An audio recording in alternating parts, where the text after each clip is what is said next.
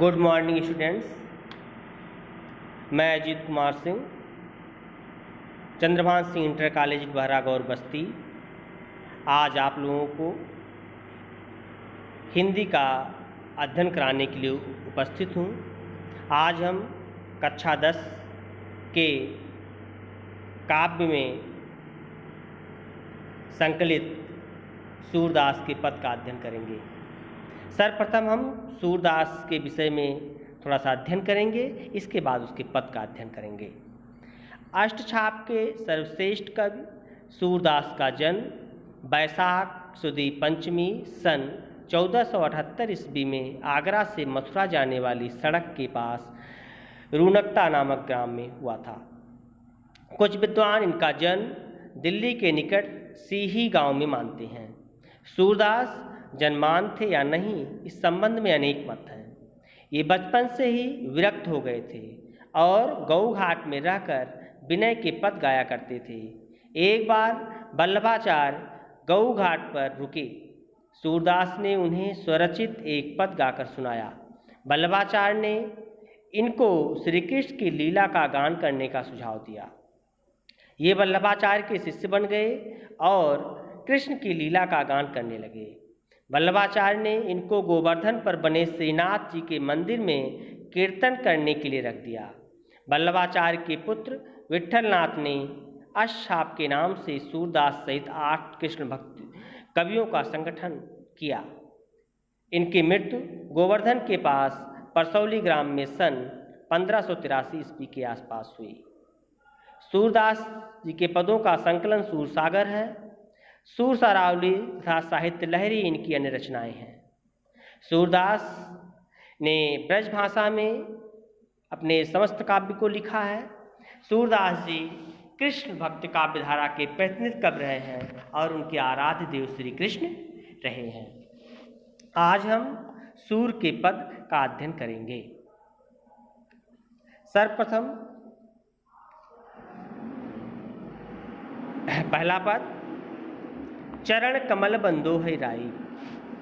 सूरदास जी कहते हैं कि मैं भगवान श्री कृष्ण के कमल रूपी चरणों की वंदना करता हूँ। जाकी कृपा पंगु गिर लाग है, जिसकी कृपा से पंगु मीन्स होता है लंगड़ा व्यक्ति भी पर्वत को लाग सकता है। अंधे को सब कुछ दर्शाए और अंधे व्यक्ति को सब कुछ दृष्टिगत होने लगता है, दिखाई पड़ने लगता है। बहिरो सुने, बहरा व्यक्ति सुनने लगता है।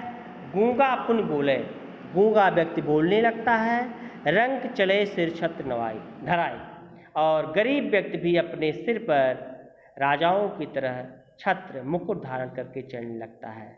सूरदास स्वामी करुणामय, सूरदास जी कहते हैं कि हे करुणामय और दया के सागर भगवान श्री कृष्ण, मैं स्वामी दयामय बार बार बंदों ते पाई, मैं आपके चरणों की बार बार वंदना करता हूँ। अगला पद है अविगत गति कुछ कहत ना आवे। इस पद में सूरदास जी ने निराकार ब्रह्म की साधना को अत्यंत कठिन बताया है और उसका कारण बताते हुए अपने साकार जिस ब्रह्म की साकार ब्रह्म की पूजा करते हैं उसका समर्थन किया है। उन्होंने लिखा है कि निराकार ब्रह्म की पूजा करना बहुत ही कठिन है। यह केवल ज्ञानी लोगों के बस की बात है, सामान्य लोगों की बस की बात यह नहीं है। इस पद में वो लिखते हैं अविगत गत कुछ कहत ना आवे। अविगत गत कुछ कहत ना आवे। अविगत मीन्स होता है निराकार। कहते हैं उस निराकार ब्रह्म के स्थिति के बारे में कुछ कहते नहीं बता है। वह अनिर्वचनीय है, वह दिखाई नहीं पड़ता। जो गूंगे मीठे फल को रस अंतर्गत ही भावे। कहते हैं जिस प्रकार गूंगा व्यक्ति मीठे फल का स्वाद अपने हृदय में ही अनुभव करता है, उसको व्यक्त नहीं कर सकता। परम स्वाद शुभहु सुनिरंतर अमित तो शुभ जावे। उसको अत्यंत आनंद की प्राप्ति होती है, अत्यधिक संतोष उत्पन्न होता है, लेकिन वह उसको भाषा के माध्यम से व्यक्त नहीं कर सकता है। मन वाणी को अगम अगोचर। कहते हैं उसी प्रकार से जो निराकार ब्रह्म है वह मन से वाणी से अगम है, अगोचर है, दृष्टिगत नहीं होता। जो जाने सो पावे, जो पाता है वही जान पाता है, वही महसूस करता है। रूप रेख गुण जात जुगुत बिन। सूरदास जी कहते हैं कि बिना रूप के, बिना गुण के, बिना जाति के, बिना किसी आधार के, निरालंब, बिना किसी आधार कित धाव है। उस निराकार ब्रह्म की आराधना किस प्रकार से की जाए। सबविध अगम विचार हिताते, सबविध विचार करके सूरदास जी देखते हैं कि जो निर्गुण ब्रह्म है वह अगम है। सूरदास जी कहते हैं कि निर्गुण सबविध अगम विचार हिताते, सब प्रकार से विचार करके हमने देख लिया कि निर्गुण ब्रह्म जो है बहुत ही अगम्य है। सूर सगुण पद गावे। सूरदास जी कहते हैं सब प्रकार से विचार करके मैं सगुण के पद, सगुण के गीत गाता हूँ। तीसरा पद है किलकत कान गुटुरुवन आवत। प्रस्तुत पद में सूरदास जी ने भगवान श्री कृष्ण के बाल काल का बड़ा ही सुंदर और सजीव चित्रण किया है। सूरदास जी वात्सल्य के सम्राट कहे गए हैं। अपनी अंधी आँखों से उन्होंने भगवान श्री कृष्ण के बाल स्वरूप का जैसा चित्रण किया है वैसा खुली आँखों से भी आज नहीं किया जा सकता है। उनके इस चित्रण को देख करके कभी कभी ऐसा महसूस होता है कि क्या वो अंधे रहे होंगे। बहुत ही सुंदर और सजीव चित्रण श्री कृष्ण ने, सूरदास जी ने श्री कृष्ण के बाल काल का किया है, जो इस प्रकार है। किलकत कान घुटुरवन आवत। किलकते हुए सूरदास जी कहते हैं कि भगवान श्री कृष्ण किलकारी मारते हुए घुटनों के बल श्री कृष्ण के नंद जी के आंगन में आ रहे हैं। मणिमय कनक नंद ते आंगन, मणियों से युक्त नंद के आंगन में घूम रहे हैं। और क्या कर रहे हैं? बिंब पकड़ बेछावत, और अपने प्रतिबिंब को पकड़ना चाह रहे हैं, पकड़ने के लिए दौड़ते हैं। कबहू निरख हर आप छाँव को। कबहू माने कभी, निरख माने देख करके, हर माने भगवान श्री कृष्ण आप करसो पकड़न चाहत। भगवान श्री कृष्ण कभी अपनी छाँव को देखते हैं और उसको अपने हाथ से पकड़ना चाहते हैं। किलक हसत राजत दोई दतिया। किलक हसत राजत दोई दतिया। किलक हसत राजत दोई दतिया पुन पुनते ही अगावत। जब मर्यादा पुरुषोत्तम भगवान श्री कृष्ण किलकारी मारते हुए आगे बढ़ते हैं, हंसते हैं, तो बार बार उनके दोनों दांतों का जो बिंब है वह नंद के आंगन में पड़ता है। पुनपुनती अवगाहत, बार बार वो उसको दिखाते हैं और उसको देख करके कनक भूमि पर कर पग छाया, यह उपमा एक राजत। उसको देख करके मन में यह उपमा प्रस्तुत होता है, एक राजती कार्यकर प्रतिपद प्रतिमन वसुधा।